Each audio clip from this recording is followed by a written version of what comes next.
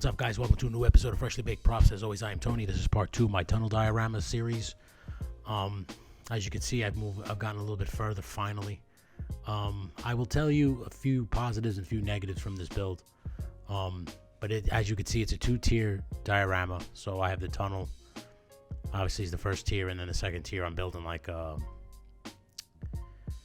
guess it would be like a garage or like a basement, whatever you want to call it. But I wanted it to look dingy as shit, so I went with these. I went with a few different options here. So we'll get into it in a second. I just want to thank all you guys for watching and subscribing. Don't forget to hit the like button and the notification button, and you'll get notified every time I come out with one of these great episodes. So here we are with the tunnel diorama. Originally I was going to cut holes in the side so I can just shoot from the side. But I'm just going to use my phone on just like a monopod type deal. So I'll just have that figured out, but let me just so you can get a bigger image of it here. This is what I'm working with so far. I did light it up. I put all the details in terms of the piping and stuff like that. When you see the thumbnail for this, that's the base that I based this off of. So that's like the image that I based this tunnel off of.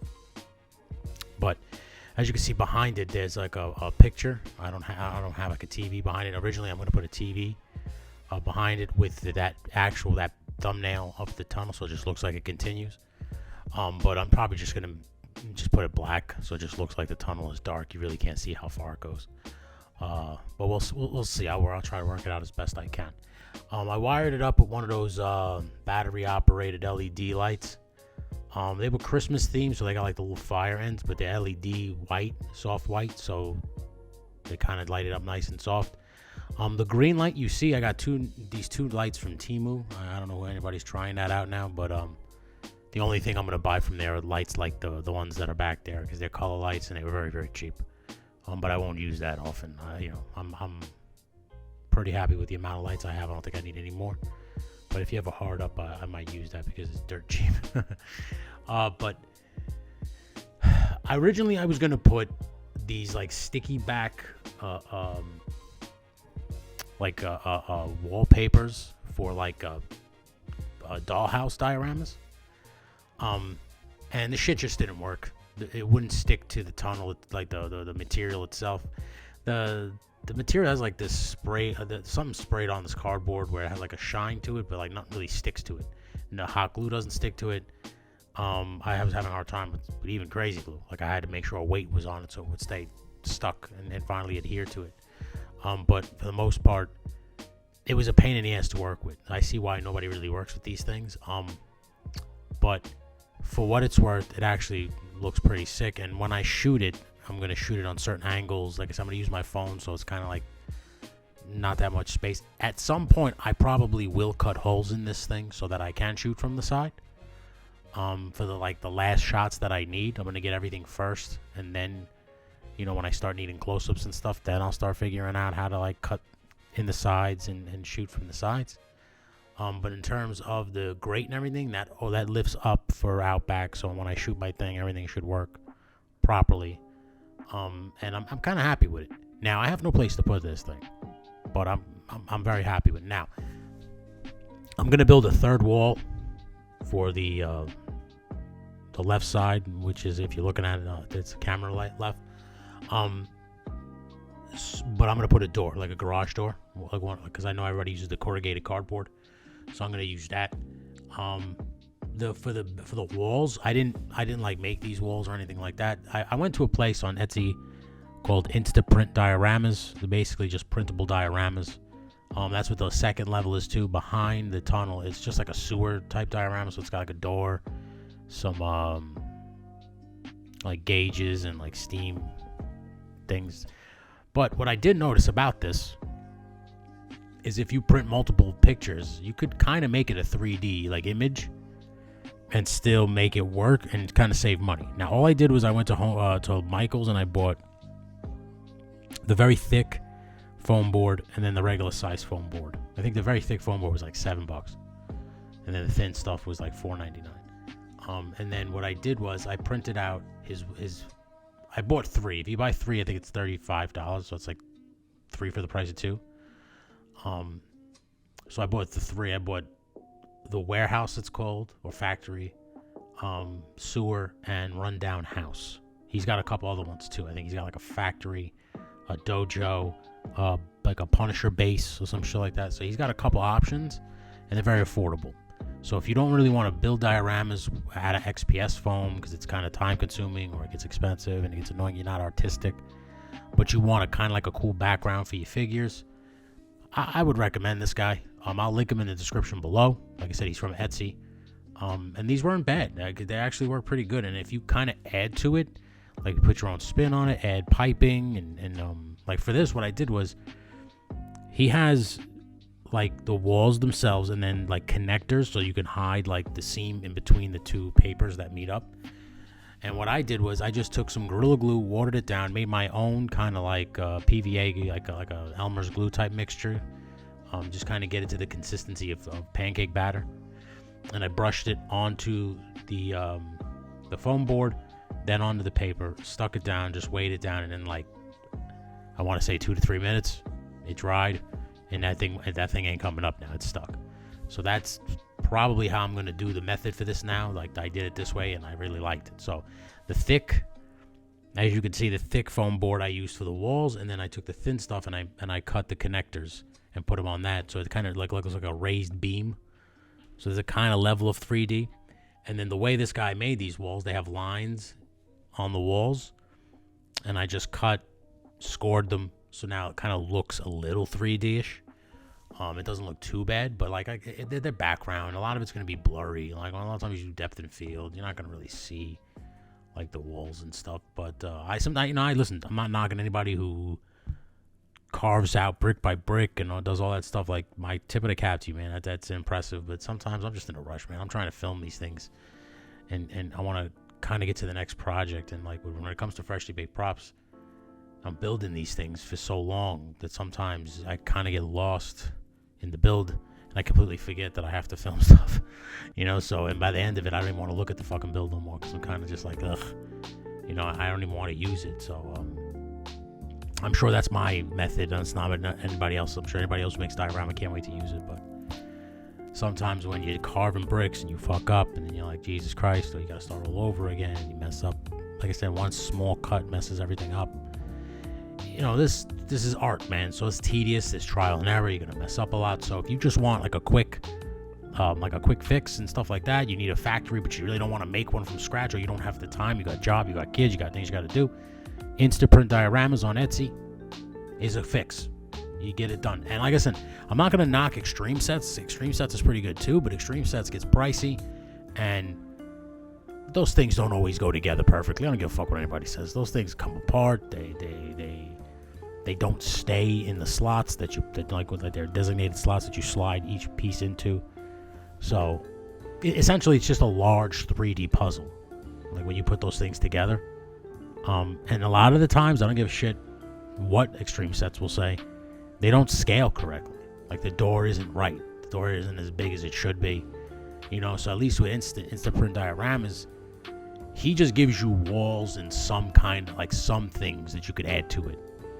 For the most part, you're in charge. So you just print the walls and then go from there. Like I made junction boxes out of EVA foam, some dowel sticks, and of course those do-it-yourself straw pieces. And I just popped them in with I cut a hole in the back. I stuck a fabric needle in it, and I just put it right in. That's how these are staying up too. And that's another thing too. Like when you put together XPS foam, you need the magnets so they stay. I know a lot of people will say the foam board is always warped, so it's annoying you can't get it straight. And that's kind of the problem with these. But once you pin them with those needles, it doesn't move. That's how I got them in right now. They're just pinned to the top and to each other. So to me, this is an easy fix. Less space, so you don't have these big, thick XPS foam. I know people will buy the thinner ones, but if you're gonna buy the thinner ones, you might as well just buy these. It's the same fucking thing. And I would go with the Michaels brand or the Hobby Lobby brand. Don't go to the dollar store. You're going to get what you pay for, and it's going to be dog shit. But so far, so good. The wiring on the side of the tunnel, if you could see it, I will at some point cut so you can kind of see close-ups at the end. And I'll have like a little thing in the end if you just want to skip to the end and see the little video that I'm going to show you of everything. But I'm just gonna tell you like what it is now, so that when you see it, you kind of know. I just took cordage from Michael's, leather cord and some fabric cord, and just hung it on the side so it looks like wiring, hoses, and things of that nature. On the other side, I took a couple dowel sticks of varying sizes, made them pipes. I just basically screwed with a hand drill into the tunnel and then fed it with thin wire to kind of hold everything in place. On the side with the wiring, like the wiring and the hose and the cord and stuff like that, I cut at the, I don't know if everybody else got these, the Fortnite arcade machine things. When you open the back, it has like the gun racks and stuff. I pulled those apart and pulled the gun racks out and cut them and then hung them so I can actually hang the wire individually onto a hook. That was just me getting a little crazy because I wanted it to kind of resemble the tunnel in the picture of the thumbnail. The top parts, like I showed you in the first part one, is just a PVC tube with a drain cap on it. One can come off, the other one is fixed. It doesn't. You can shine a spotlight over it, and it'll have like the grading look, like the grading. I don't know how to say that, but the words coming through, the light coming through words. The light coming through, you'll get that nice, cool effect. Especially if you shoot like fog or some shit in it, you'll get that real cool noir, dark effect. Now, this could be used for the Ninja Turtles. I'm currently using it for my G.I. Joe project, which is a crossover of the Ninja Turtles. That's why I'm going this way, so it's kind of like an Easter egg, so you can kind of see, they're like on the sewers and Ninja Turtles. So kind of like a little callback to the Turtles. But this is pretty cool. Now, if you're patient and you want to set up something on the top, like for instance, like you can have a bunch of guards on the top and Batman can be in there about to pop out and attack everybody, like for Arkham Knight type style. Or you could have, like I said, what I'm going to do, the Joe's down at the bottom, or Cobra can be at the bottom, the Joe's can be on the top, the Ninja Turtles can be at the bottom, Shredder, the Foot, or vice versa. You could do a bunch of cool stuff with this thing. You're bogged down by the amount of space you have, because obviously it's a tunnel. But if in real life you're in a fucking tunnel, how much space you gonna have? So they had a 16-inch one. I didn't get that because it was too big. I figured I went with a 12-inch one. I felt like that was a good size because it's double the size of all the action figures, or at least most of them. But the 16-inch might have been the better option because you get a little bit more space. But I wanted this to be like a confined tunnel. I want them to kind of be on top of each other. I know a lot of people are going to ask me, doing play motion, how are you going to walk them through there? I'm building some rigs out of Action Force stands. I'm like gluing them together so that maybe I can put it on a pulley system. I'm trying to find a way to puppeteer the figures more than just use my hands. So I'm trying to like kind of cut corners and shoot them from a mid up while still moving them on like a sliding like hook system, if you want to call it that. And then from that point on, it's just all close-ups, setting them up in the positions, climbing them up the ladder, and everything like that. I got the whole script written out already, at least for this scene. So I kind of know what I have to do. But I'm excited to do it. Like, this was kind of holding me up. And what really was holding me up was this dumb decal paper, the brick walls. And it, like I said, the pattern looks good, but the sticky shit sucks. I don't know if maybe you should... Maybe I should have had spray adhesive and sprayed the inside and then put the sticker on. I don't know, but literally I put the sticker on. It stuck the first time, and then literally 2 seconds later, you just started getting the air bubbles, and it just started coming off, literally just falling off. So I was just like, well, that was a waste of $22 and time, because it was really not the money. I don't give a fuck about it. It was only $22. It was waiting, because it came from China. It came from China, so I had to fucking wait for it to get here. So, and then when it finally gets here, it doesn't work. It's a little disappointing, to say the least. Now I have a couple more sheets left, so I'm gonna try to stick them to a foam board. Maybe they'll stick. Hopefully they stick. I tried all kinds of methods. I tried to do like a wallpaper method where I paint like Mod Podge and then stick it, but this still peeled off. Like nothing worked. So I was just like, fuck it, man. I'll just paint the tunnel silver. And it just looks like a giant metal tube that they're walking down. And it won't really matter because if I shoot it like this, you can't really see the color. I did paint the inside silver, like a dark gunmetal silver. Because like I said, I just wanted to look like a dingy tunnel that they made for a quick exit or like a secret exit, like the G.I. Joe's Discover. Like this is all that's going on in my head. I smoke a lot of pop, man, so bear with me. But I'm excited. I like this. I like how it came out. I will definitely, I highly recommend the Insta Print Diorama guy. You know, if you're in a pinch, like I said, if you're in a pinch and you do not want to fucking build your own or buy extreme sets because they get real pricey. I know their buildings are like $80 a pop, between 70 and 80. Some go as high as like 100 and 100 plus. You know, and you just get one building or you just get one room. You know, beyond that, you have to buy more extreme sets. With this, for $35, you get 3 different sets. So technically, if you spend the amount of money you would spend on an extreme set, and like I said, with all due respect to them, I like their stuff, but it's a little pricey. It doesn't really scale correctly. It's bullshit what they say. And a lot of the times the shit don't stay together. It falls apart. Like I had their one of their buildings with the roof, and it was really because I wanted the roof because I wanted to shoot Spider-Man stuff and Batman, and I wanted them on the roof brooding or meeting with Commissioner Gordon and shit like that. And the roof kept falling into the building. And I had to keep putting it together. I put it back together, and it would fall into the building again. It was very fucking annoying. So I was just like, fuck this. I got to figure out a way to kind of make my own. And originally, I was just going to make my own because I know how to use Photoshop. I'm a pretty good graphic designer. I'm not, like, great, but I'm serviceable. I know how to do shit. But then I found this guy on Etsy, and he saved me. He was a lifesaver. He saved me time. He saved me a headache of having to look for everything and design everything myself. And it was a cost of $35. I'd gladly pay that again, and I probably am going to pay it again. I'm going to buy the rest of his sets because I like them, you know, because a lot of the times when I see like dioramas and stuff like that, I listen, this is coming from somebody who makes them. I'm not talking about anybody who makes them, so don't think I'm talking shit about people. I'm talking about myself. Like when I make them, it's blurry in the background because you're focusing on the figure or the action that's going on between the figure and somebody else, another figure. You know, the background is there and it's cool and it's, you know, all done up correctly and shit like that. But with this stuff, with the right amount of effort, the right amount of little props you put around it and shit like that, no one's going to be the wiser.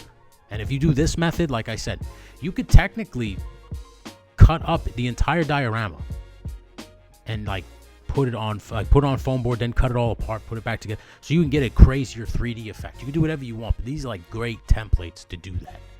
Like for instance, the back wall is, like I said, told you, it's a sewer diorama, but there's a door there. I'm going to cut the door. I'm going to put it on an actual piece of foam board or a piece of balsa wood, you know? And I don't have to worry about the design because it's there now. But I'm going to 3D certain things.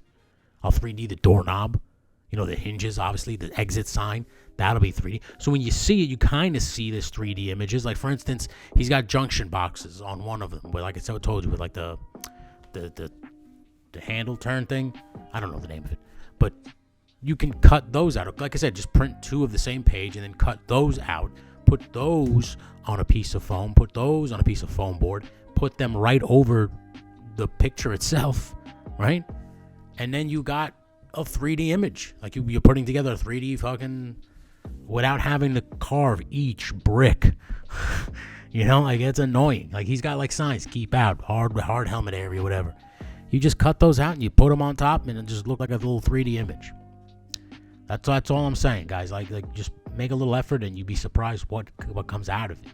Now, I put all my stuff on foam board and cardboard, like very good thick cardboard. Like some of these boxes like that come for packages and stuff like that. A lot of it too, like if you I'll say like Mattel Creations boxes that come with like what I had Motherboard and all those figures, they have good cardboard, so you could use that for like this stuff. But I tend to wait. Like if you get a TV cardboard's great. Like when big packages come from Amazon, use that cardboard for this stuff. It saves space too, because it's thinner than XPS foam. It's thinner than foam board, and you can just fucking stack them somewhere and move them out of the way. You know, and it's just like extreme sets. And like I said, I like extreme sets. I have no problem with them, but like I said, tell people the truth then, because you say 1/12 scale, but it's not really a 1/12 scale. I've never had any of their interior stuff, so I don't know if those scale correctly. Like I had their laboratory thing, and it didn't seem like it scaled. Like, it was just like a little off. Like, so tall figures would have to duck down and stuff like that. That's all I'm saying. Like, their science lab was cool, but when I had it in hand, it was just, I was already thinking about tearing it apart and cutting holes out and sticking actual wires inside the box to make it look like there was wiring and shit like that. And I'm like, well, you're going this far, just make your own diorama. Don't buy an extreme set for fucking $78, $100 and then start tearing it apart. Makes no sense. And then when I found this guy, I'm like, okay, I can pay this guy $35 and tear these apart because I printed them myself, so I can do whatever the fuck I want. So that's what I did, and this is probably the option I'm gonna go with going forward. Like I said, I wouldn't recommend those decal papers, unless you're just putting on a flat background and you're gonna make it the floor of something, or you're just gonna put it on a shelf and you just want like brick background or some shit. You just put that behind them. Then I'd say, yeah, go for it. Who cares? You're just gonna glue it on a piece of paper or a piece of cardstock and stick it to a shelf. I don't see that being an issue, but this is where I find myself so far. Like I said, I got the lighting in, and now I'm just kind of putting the finishing touches. I'm making one more wall for a garage door, but the tunnel itself is pretty much done. They got the ladder mounted in, and this is pretty much, I finished the floor. All this stuff was already covered in the first video. The reason that took me so long was I was waiting for that stupid decal paper, and when it wasn't good, I just said fuck it and painted everything real quick. But then when I painted everything and I mounted the lights and the lights was sitting there on top of the tunnel, I was like, I just want to hide all that. I wanted a 2-tier diorama anyway, like I said in the first episode, where I want out back, like literally lifting up the grate and seeing guards and stuff like that. I just keep seeing that shot in my head, so that's what I wanted to build. And I just wanted to prove to myself that I could build a diorama of this kind of stature and make it 2 tiers, which is pretty cool, because I love the idea of sneaking, like the stealth aspect of it. So I think that's pretty badass, especially if you have Ninja Turtle figures, which I do. So I'm excited to shoot with the turtles with this. I cannot wait to get to the next scene of the G.I. Joe short and finally move forward on that project. But this is staying as is, and I'm going to get ready to work on the next project as soon as I finish that garage door, and then I'm ready to go. I got all the accessories and stuff like that. I know I'm currently just rambling about this stuff, but like I said, man, this is all art, subjective. If you like it, just I'm glad I could help. If you're hard up and looking for diorama ideas, but you don't want to make one yourself, and you really don't want to buy extreme sets, I'm just trying to offer you different options. You can make dioramas out of cardboard boxes. You can make them out of anything. Just paint the box black, paint the box brown, gray, and just make it look like a building or a structure. You don't have to do the route of the very talented guys out there who make dioramas that look like legit buildings and stuff like that. Those guys, I tip my cap to you, man. And in a perfect world, I'd be an artist like that. But I think what I do is, as they say in the NFL, serviceable. I get the job done. I play mistake-free offense, I'm not the starter team, man. I'm just the guy who helps.